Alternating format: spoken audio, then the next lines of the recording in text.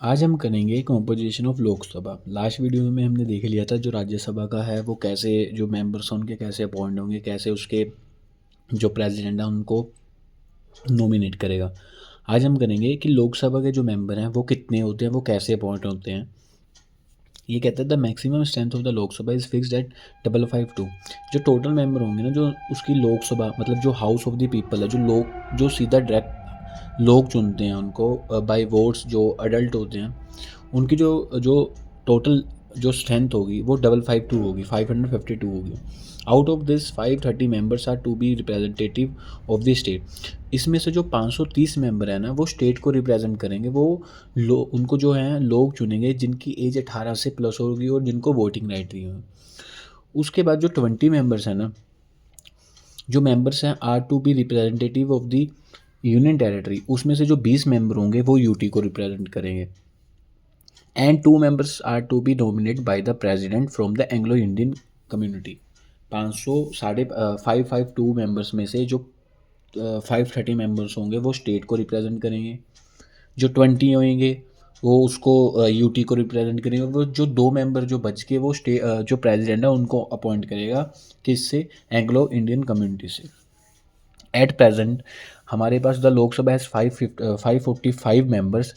Out of this 530 members represent the states. उसमें से 530 जो स्टेट को रिप्रेजेंट करते हैं, 13 member represent the UT and 2 Anglo India members are nominated by the president. ठीक है, सबसे पहला क्या? Representation of state. ये कहता है the representative of the state in the Lok Sabha are directly elected by the people.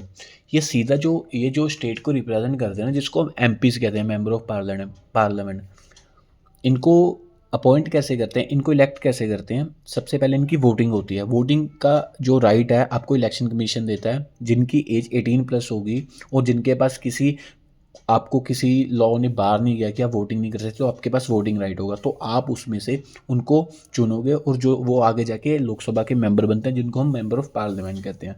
ठीक है, elected by the people from the territorial constituency in the state. कुछ स्टेट को कॉन्स्टिट्यूंसी में उनको डिवाइड किया जाता है और उस कॉन्स्टिट्यूंसी में आप वोटिंग का आपके पास राइट होता है, आप वोट करते हो जिससे वो एमपी बनते हैं। The election is based on the principle of universal adult franchise. Every Indian citizen who is above 18 year of age and who is not disqualified under the provision of the constitution, कोई मतलब constitution ने आपको disqualify नहीं किया इसके लिए, और any law is eligible to vote at such election. आप एलिजिबल हो उस वोटिंग के लिए, आप उस वोटिंग में आप इलेक्ट अपना वोट दे सकते हो। The voting age was reduce from 21 to 18। पहले 21 साल की एज थी जो आपको वोटिंग राइट देती थी, लेकिन उसको कम कर दिया गया है। किससे? 61st अमेंडमेंट हुई थी कॉन्स्टिट्यूशन में, जो 1988 में हुई थी। पहले जो एज थी वो 21 थी, उसको 61st अमेंडमेंट जो कॉन्स्टिट्यूशन में की, तो उन्होंने 1988 में हुई थी। उस अमेंडमेंट से जो 21 साल से हमने घटाकर उसकी एज 18 कर दी कि भाई जो 18 साल का बंदा है उसको वोटिंग राइट है। सेकंड आ गया representation of state union territory.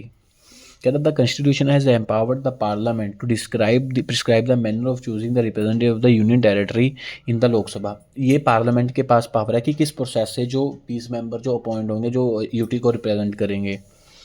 ठीक है, in the Lok Sabha accordingly the parliament enacted the union territory direction election to the house of the people by which the member of the Lok Sabha from the union territory are also chosen by the direct election.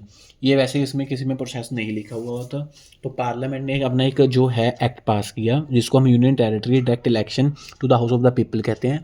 उनके election भी वैसे ही होते हैं जैसे state में हम MP को चुनते हैं। यूटी में जैसे कोई यूनियन टेरिटरी से किसी बंदे को किसी को उन्होंने टिकट दी, तो आप डायरेक्ट ही आपके पास राइट होगा, 18 एज आपकी होगी, आपके पास राइट होगा, तो आप उनको भी जो है इलेक्ट कर सकते हो, यूनियन टेरिटरी को जो रिप्रेजेंट करेंगे लोकसभा में। Third one is nominated member. ये प्रेसिडेंट नॉमिनेट करता है मेंबर्स को, 2 मेंबर्स को, जो एंग्लो इंडियन कम्युनिटी का जो उनमें से 2 मेंबरों को करेगा nominate. If the community is not adequately present in the Lok Sabha. Originally the provision was to operate till 1960 but has been extend till 2020 by the 95th amendment 2009। ये पहले प्रोविज़न को 10 साल के लिए गया था, अभी इसको 2020 के लिए गया, लेकिन अब ऐसा कोई उसका प्रोविज़न नहीं है जिसमें ये नॉमिनेट करता है प्रेसिडेंट 2 मेंबर्स को। एंग्लो इंडियन कम्युनिटी जो थी ना, ये मतलब जब पार्टीशन के टाइम इनको 2 सीट्स दी गई थी कि भाई ये हमारे जो पार्लियामेंट में अपनी स्टेट को, अपनी कम्युनिटी को रिप्रेजेंट करेंगे ये।